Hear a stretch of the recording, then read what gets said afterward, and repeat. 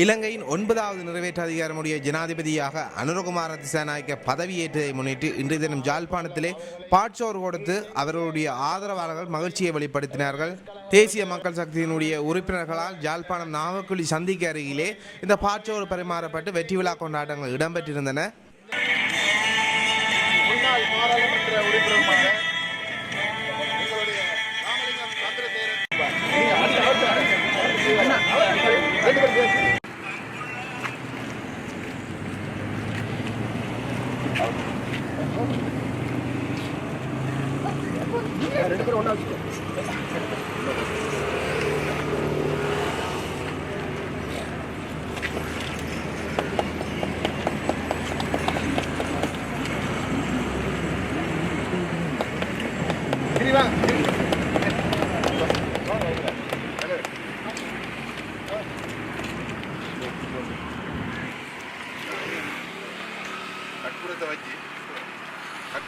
யாழ்ப்பாணம் நாவக்குழி பகுதியில் சிங்கள கிராமங்கள் இருக்கின்றன. அந்த அடிப்படையில் தான் சிங்களவர்களுக்கு தங்களுடைய மகிழ்ச்சியை வெளிப்படுத்தும் முகமாக பாட்சோறு வழங்கப்பட்டிருப்பதாக தெரிய வருகின்றது.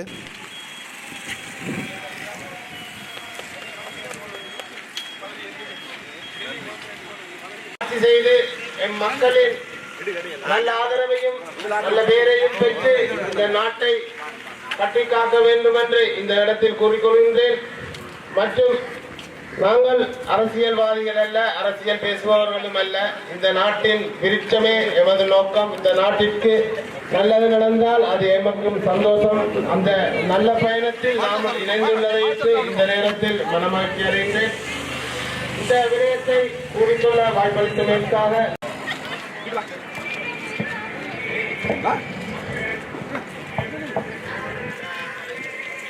பலர் அந்த பாட்சோரை பெற்று உண்பதை காணக்கூடியதாக இருக்கின்றது.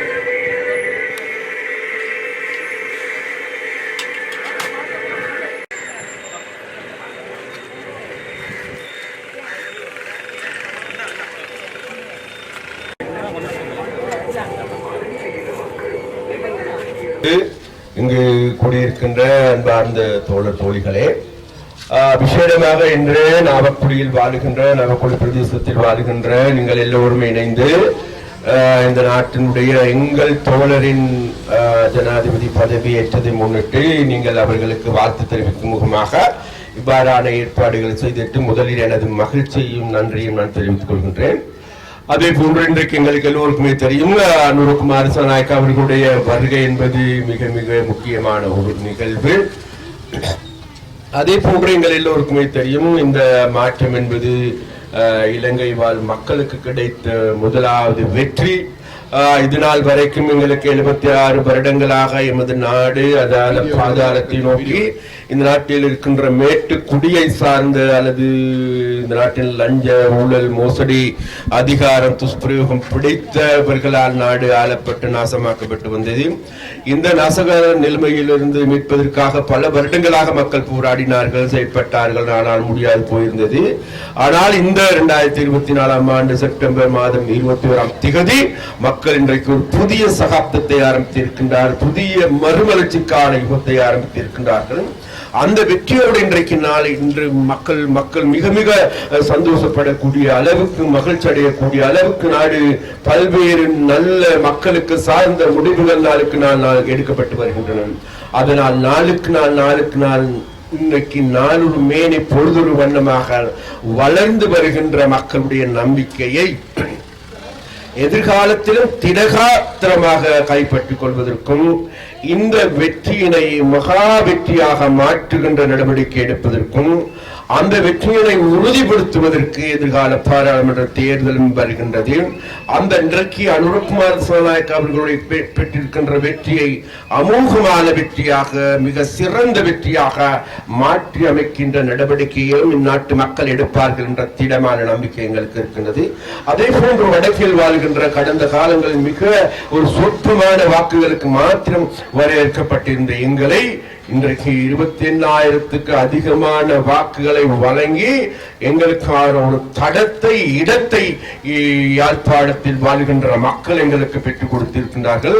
அதனால யாழ்ப்பாணத்தில் வாழ்கின்ற எங்களுக்காக வாக்களித்த, எங்களுக்கு வாக்களிக்காவிட்டாலும் எங்களை ஆதரித்த, அதே நேரத்தில் எங்களுக்கு அளிக்காதவர்களுக்கும் கூட எங்களது நன்றியை நாங்கள் தெரிவித்துக் கொள்கின்றோம். என்றால் இப்போது ஆரம்பித்திருப்பது உங்களுடைய யுகம். இது கட்சி பேதம், ஜாதி பேதம், மத பேதங்கள் இல்லாத ஒரு நாடு இன்றைக்கு உருவாகி இருக்கின்றது. அதனால் இன்று அல்ல நாளை எங்களோடு அனைவரும் இணைந்து கொள்ளுமாறு நாங்கள் மிக மிக அன்பாகவும் பண்பாகவும் வரவேற்கின்றோம். அதே போல அனுரத்தோடு அடிக்கடி சொல்லுகின்ற ஒரு வார்த்தை தான் வேறு எதுமல்ல, நாங்கள் இந்த அரசாங்கத்தை உருவாக்கி இருப்பது நாட்டில் தேசிய ஒற்றுமை கட்டியெழுப்புவதற்காக.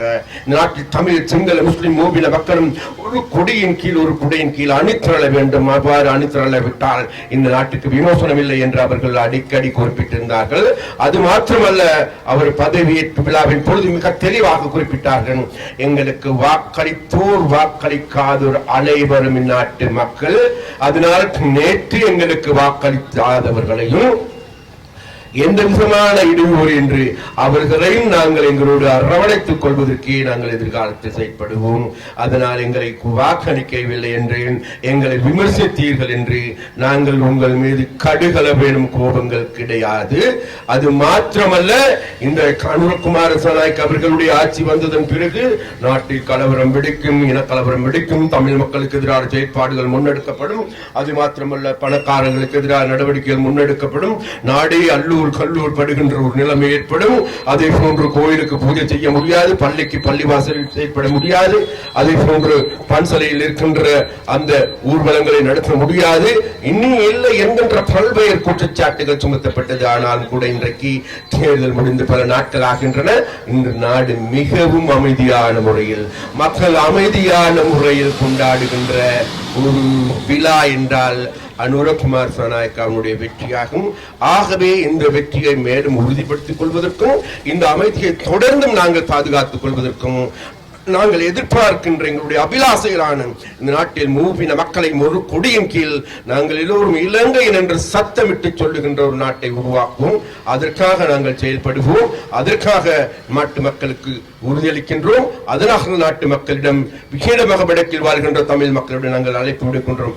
வாருங்கள், வாருங்கள், எங்களோடு இணைந்து கொண்டு இந்த பயணத்தை ஒன்றாக சென்று எமது நாட்டை இந்த படுபாதாளத்தில் இருந்து மீட்டெடுப்பதற்கு நீங்கள் அனைவரும் ஒன்று சேருங்கள் என்று நாங்கள் அழைப்பு விடுக்கின்றோம். நன்றி.